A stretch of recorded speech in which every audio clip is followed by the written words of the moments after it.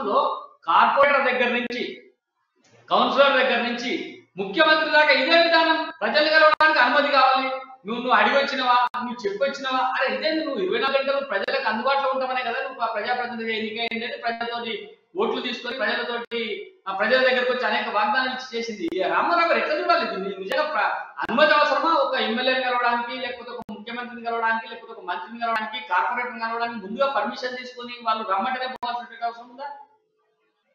అంటే ఒక పద్ధతి ఉండాల్సిన అవసరమే, కానీ పద్ధతి ఇంత కఠినంగా ఉండొద్దని నా ఉద్దేశం. ఏంటంటే రేవంత్ రెడ్డి గారు ఇంకొక ప్రయోగం చేయాల్సి ఉండే. నాకు ఇప్పుడు తోస్తుంది ఏంటంటే, మనం విజిటింగ్ అవర్స్ 3 to 5 అని ఇచ్చారు కదా, ఆ 3 to 5 పోతే ఏం చేసేవాళ్ళు మనం ఆలోచించాల్సి ఉండే. అందుకని సమస్య లేదు. ఎంపీ పోతున్నాడండి, ఏ పర్మిషన్ అవసరం లేదు. లోపలికి వెళ్ళిన తర్వాత ఎవరిని కలుస్తారో వారికి స్లిప్ రాసేయాలి, పోతే ఎవరిని కలవాలన్నా వారిని కలిసి రావచ్చు. ఎందుకంటే సెక్రటేరియట్ పాలనలో ఎవరైనా సరే, ప్రధానమంత్రి ఆఫీస్ కావచ్చు, లేకపోతే లోక్సభ ఆఫీస్ కావచ్చు, రాజ్యసభ ఆఫీస్ కావచ్చు, కనుక లోపల పర్మిషన్ తీసుకోవడం తప్పు కాదు. కానీ ఇంత కఠినంగా పోలీసులు ఏం చేస్తారు, వాళ్ళు ప్రభుత్వం చెప్పినట్టు వింటారు. వాళ్ళ పని ఏం లేదు, అక్కడి నుంచి పోవద్దు అంటే పోనియరు. తర్వాత పై అధికారికి ఫోన్ చేస్తారు, వాళ్ళు పోమంటే పనిస్తారు, లేకపోతే లేదు. ఇది సమస్య ఇది కాదు. రేవంత్ రెడ్డి గారు నిన్న ఒక మంచి సమస్యలు లేవనెత్తడానికి వెళ్ళారు. ఏంటంటే, నేను ఒక కథ రాశాను, బంగారు బాతుగుడ్డు అని, బంగారు బాతు అని. ఇవాళ ఓఆర్ఆర్ ఒకేసారి టెండర్లు పిలిచి 7,350 కోట్లకు 30 సంవత్సరాలకు అమ్మేస్తున్నాడు దాన్ని. ఆ విషయం ప్రస్తావించడానికి ఆయన వెళ్ళారు, ఎంత కుంభకోణం జరిగిందని. ఇవాళ ప్రతి సంవత్సరము దాదాపు 40 నుంచి 45 కోట్ల రూపాయలు ప్రతి నెల, 450 కోట్ల రూపాయలు ప్రతి సంవత్సరం వసూలవుతున్నాయి. అటువంటిది రేపు ప్రతి సంవత్సరానికి 5%, 10% పెంచుకోవచ్చు, ఏది టోల్ ట్యాక్స్. అట్లా చూస్తే ఒక 30 ఏళ్ల తర్వాత ఎంత అవుతుంది అంటే 1000 కోట్లు దాటుతుంది ఖచ్చితంగా. అది 10% పెంచుకుంటూ పోతే సంవత్సరానికి. మరి అటువంటి దాన్ని ఒకేసారి ఏకబిగిన అమ్మిస్తున్నారంటే, వెనకట బంగారు బాతుగుడ్డు మనం చూసాం కదా, బంగారు గుడ్డు రోజు కోటి పెడుతుంటే అత్యాశపరుడైన యజమాని లోపల ఎన్ని గుడ్లు ఉన్నాయని బంగారు బాతు కడుపు కోసిండట. ఇప్పుడు గట్లా ఉన్నది. అంటే బంగారు బాతును కడుపు కోసినట్టే ఇవాళ ఓఆర్ఆర్ లో ఈ అంశం ఏదైతుందో ఒకేసారి అమ్ముకోవడం అంటే ఏమన్నట్టు అంటే భవిష్యత్ తరాలను తాకట్టు పెట్టడమే, భవిష్యత్ తరాల ప్రయోజనాలు దెబ్బతీయడమే. శాశ్వతం కాదు కదా. చాలా మంది ముఖ్యమంత్రులు గతంలో మేమే శాశ్వతం అని, మేము తర్వాత మేము చేసుకుంటాం అనుకున్న వాళ్ళు ఇంటికి వెళ్ళిపోయిన సందర్భం మనం చూసాం. అందుకని ప్రజావేదిక ఎప్పుడైనా ప్రజలు కలుసుకునే క్రమంలో ఎన్టీ రామారావు ఒక ఆదర్శం మనకు. మీరు అన్నట్టు రాజశేఖర రెడ్డి గారు ఒక ఆదర్శం మనకు. ఎన్టీ రామారావు గారు బ్రాహ్మీ ముహూర్తంలో లేచి అధికారులతో సమీక్ష చేసి, సరిగ్గా అక్కడ కూడా అంతే 5-6 గంటల వరకు నాచారం, అప్పుడు రామకృష్ణ స్టూడియోస్ లో ఉండేవారు ఆయన. అక్కడికి వెళ్తే పొద్దున్నే మరి ప్రజాదర్శనం లభించేది, ప్రజలకు అవసరమైన చర్యలు తీసుకునేవారు. నా ఉద్దేశం అయినా కాలేదు తర్వాత సంగతి.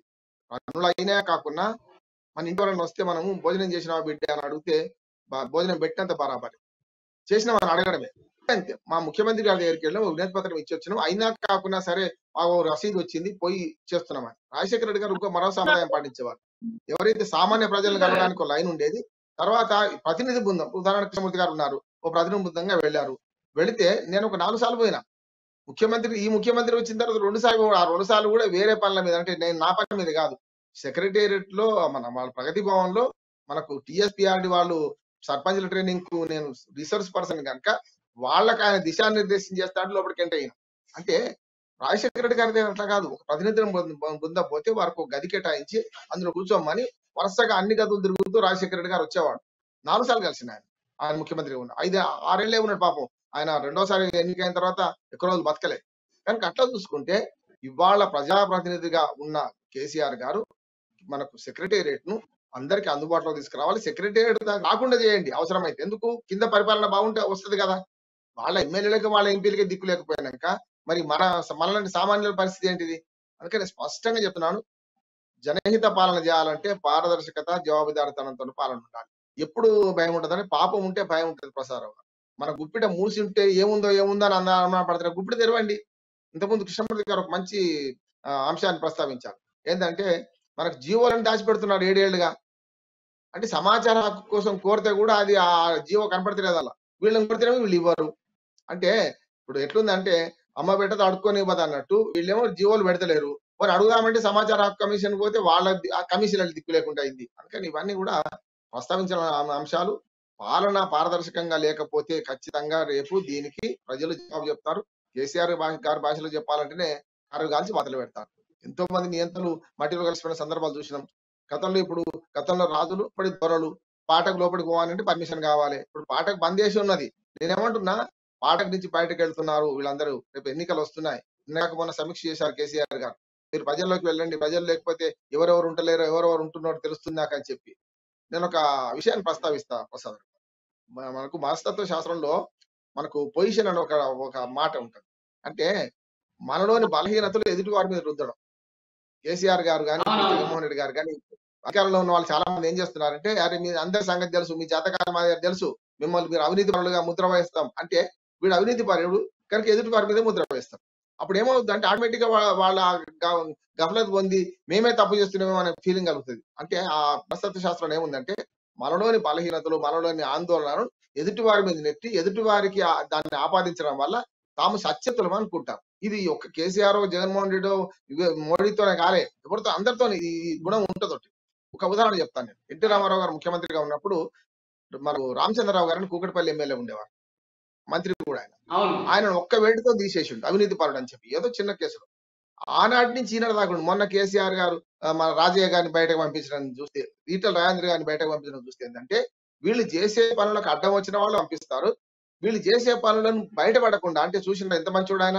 రామచంద్రరావు గారిని సస్పెండ్ చేసి అవినీతిని సహించడు, క్షమించడు అన్నారు. సరే ఎన్టీ రామారావు గారు వేరు. అది ఒక నిర్ణయాలు తీసుకోవడం తొందరపడ్డాడు ఏమన్న తర్వాత.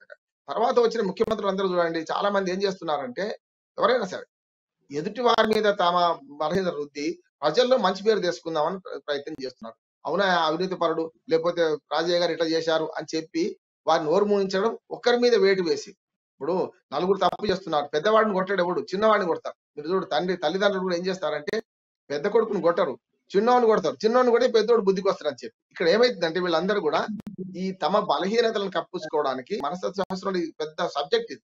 ఎదుటి వారి మీద తమ అవినీతి ఆరోపణలు ఏమో వేసి వాళ్ళని బయటకు పంపిస్తారు. అప్పుడు ఏమైంది ఆటోమేటిక్ గా, అరే సార్ మంచోడా, చూసిన అవినీతి క్షమించాడు, సహించాడు కనుక బయటకు పంపించాడు, తనవాడైనా తప్పు తెలుసుకొని పంపించిండు అనుకుంటారు.